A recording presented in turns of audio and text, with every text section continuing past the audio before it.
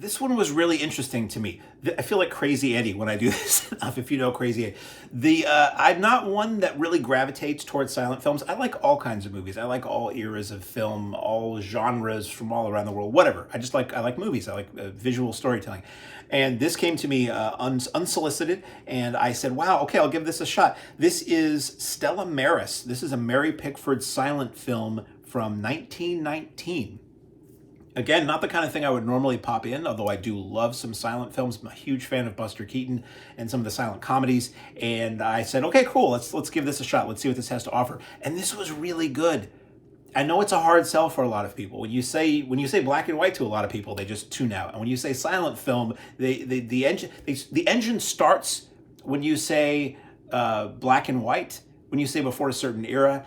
And the hammer just drops hard when you say silent movie for some people. They are just headed for the horizon. They don't want to know anything about it. So it's a hard sell, but bear with me because this was really an interesting film.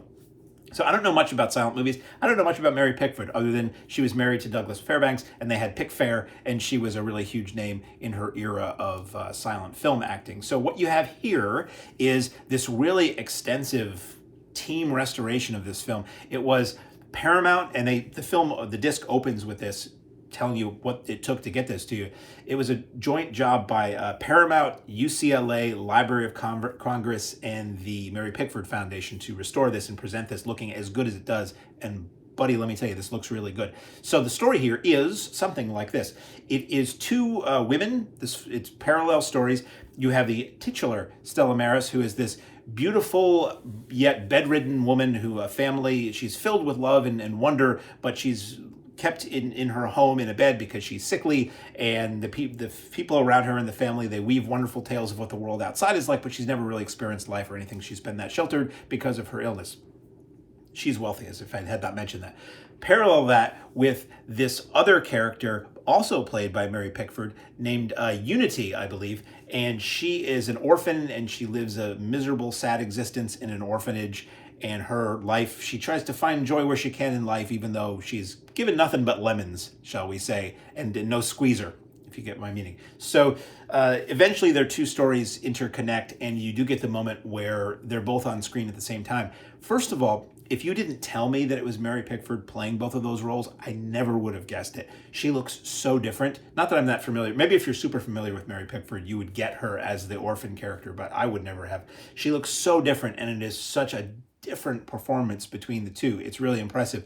When they come together on film, again, if you didn't tell me it was the same person, I would have been like, oh yeah, there's just two actresses in that shot. Yeah, they're cutting between the two actresses. They're both in the frame at the same time, whatever.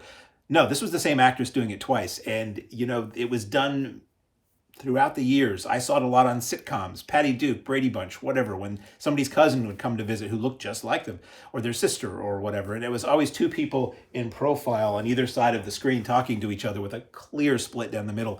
This movie doesn't do that. This movie does it really well. Like I knew what was going on, and I was looking at this nice, gorgeous Blu-ray, razor sharp Blu-ray on a really big TV. And I'm squinting to see where's the frame line, where's the join, where's the moment where the two frames don't quite match up.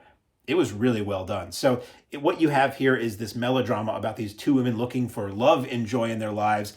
Being that it's a melodrama, there's some heavy stuff that goes on. There's some moments of violence that are kind of shocking and disturbing, not explicit, but what's implied is kind of disturbing.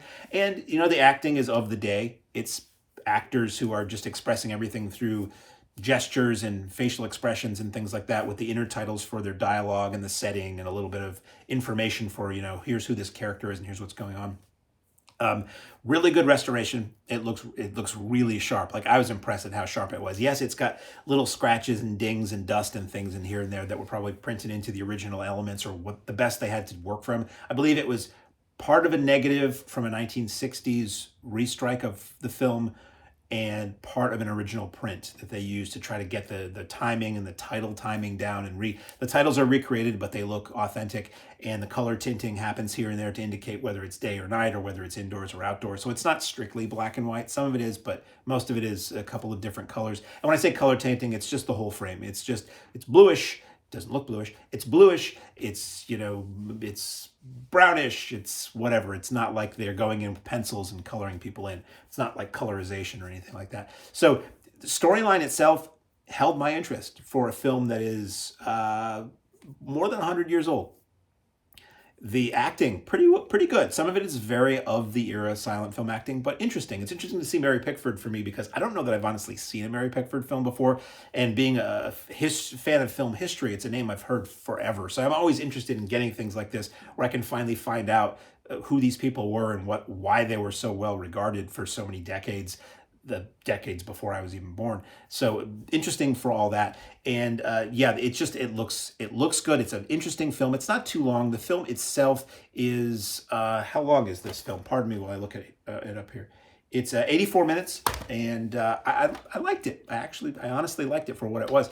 So extras here. We have commentary by Mark Wanamaker. He's a film historian and author. Really interesting info about the production and analysis of the story and the performances and the themes in the film, and a lot of really interesting anecdotes about how it was made and dialogue and things people said and who did want to do it, who didn't want to do it, how apparently the president of the United States at the time was really impressed by this movie and made some like official statement about its quality and things like that. You get a Stella Maris photo gallery that's 4 minutes long that's set to the score. And then you get an extra short film called The Mountaineer's Honor from 1909. It was an American biograph short film. And apparently Pickford initially did a lot of these. It stars Mary Pickford, and it was 15 minutes, and there were a lot of these. I looked up her IMDb. A lot of these short films that were before, I think it's just before films started developing into features, and they're just these little dramas, these little comedies, whatever, standalone films. And Pickford plays Harum Scarum, the mountain girl. And every time the word Harum Scarum comes up, I start thinking about the Elvis movie. But she's this mountain girl, and it's her in this drama, but she falls for this dandy who comes to stay overnight in their mountain house, and her brother doesn't like it. And I'm not going to tell you the whole story. It's a short film. It's only 15 minutes, but it is another melodrama like the main feature here, where there's romance and there's joy and there's horrible acts of violence and there's sadness and woe be to those who don't survive to the end of the film. Not that I'm giving anything away. This one was interesting to me in that there's no dialogue. I mean, obviously it's a silent movie, but there's no dialogue on screen. So you get these title cards that set up, here's where we are and here's who these people are. And before each scene, you'll get that. But there's no intertitles as they're doing dialogue in the film. So they're talking and their mouths are moving and everything. We don't really see what they're saying. So it really conveys the story mimetically, as a mime would. It really conveys the story. It's just simply moving pictures. And it works. You understand what's going on pretty clearly. And it was interesting to see. Again, it's a decent restoration from, the best they had to work with. So it doesn't look crystal clear. One thing they do in this, which I love too, when I was younger, silent films were shot at a different speed. They were hand cranked in the camera when they were being shot, and that led to some variable speed. But also they were usually, when I was a kid, they were played back at the wrong speed. They were played back at 24 frames a second, which was what the standard is for silent or motion picture film. 30 frames a second for video, 24 for film. And they were shot, I believe, at like 19 frames a second. So when they were played back on traditional film projectors, they played back fast. So a lot of people's idea of Keystone Cops and old silent movies is everybody doing things a little too quickly, and it really wasn't shot that way. So these are restored to close to the original frame rate. So the motion looks natural. It doesn't look like people are running around at double speed or anything like that. It doesn't look like the end of a Benny Hill episode, put it that way. Not that I have anything wrong with Benny Hill. I love Benny Hill. But these look natural, which adds anything that can strip away the layers or the barriers for a modern viewer to an old film. I like when they can do that. Not do anything artificial, but just restore them to what they should be. So they look good. The score that's on this, by the way, is fantastic. It's a really nice, lush orchestral score that's put over the main feature here. I think they're both done by the same. Let me find the name. I'll the credit where credit is due. The soundtrack was done by, well, by the way, while we're here, that's what the cover looks like. That's what the back looks like. It's a clear case. Put out by VCI. If I didn't say this earlier, VCI Entertainment. And it's a lot of names on this. VCI Entertainment, Paramount, Mary Pickford Company. So you crack it open and you've got a nice little booklet that talks about, and you've got also, if I haven't mentioned this, it's a DVD and a Blu-ray, and the contents are the same on both. So if you don't have a Blu-ray player, you can buy this and enjoy everything that's on the Blu-ray. And if you ever do get a Blu-ray player, you can pop in the Blu-ray. It looks a little bit better. Behind the scenes behind the discs is a shot of behind the scenes of Pickford and the crew, which is kind of cool. And then in the booklet, it gets into the restoration, talks about the restoration, what went into the restoration. I find that kind of stuff fascinating. It talks about the making of the film and the score. The score was done by the Graves brothers. So that they're good, and they do. I wondered who they were when I was watching the extras, because you pop in the Mountaineers Honor from 1909, and it has this logo, modern looking logo of these two guys, and it says the Graves brothers, and I'm like, who's this?